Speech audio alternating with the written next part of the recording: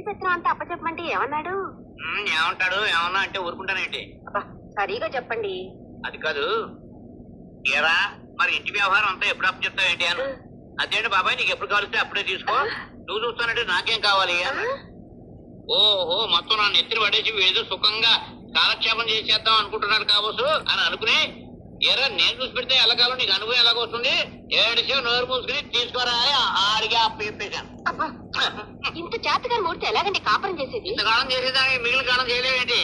నేను ఎక్కువ కాలం బతకడం నీకు ఇష్టం లేదా? ఏమిటండి? ఏమిటంటే ఇంటి పెద్దలు నెత్తినట్టుకుంటే 6 మాసాలు ఆటనే కొట్టేస్తాను, నీకే తెలుసు. కర్మని. నీ కర్మ కాదు, నా కర్మ. పడుకోండి. ఎవరొస్తున్నాయి?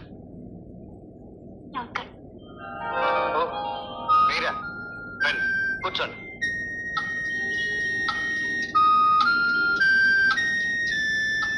ఏంటి ఇలా వచ్చారు? ఏం లేదు, చెప్పండి. What can I do for you? మీ కంపెనీకి టైపిస్ట్ కావాలని ప్రకటన చేశారు.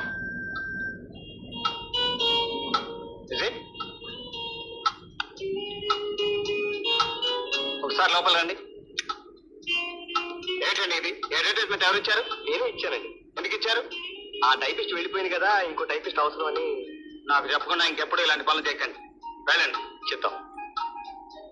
Sorry miss Suja, for some private reasons typist ని అపాయింట్ చేయదలుచుకోలేదు.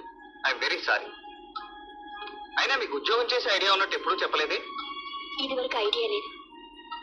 ఇప్పుడు మా అన్నయ్య జీతంతో కుటుంబం గడవడమే చాలా కష్టంగా ఉంది. నేను కూడా ఏదైనా ఉద్యోగం చేసి మా అన్నయ్యకు సహాయపడదామని. It's a good idea.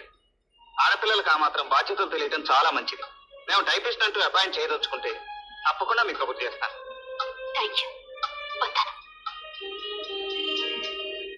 రాస్తాను. అలాగే, వెళ్ళొస్తాను.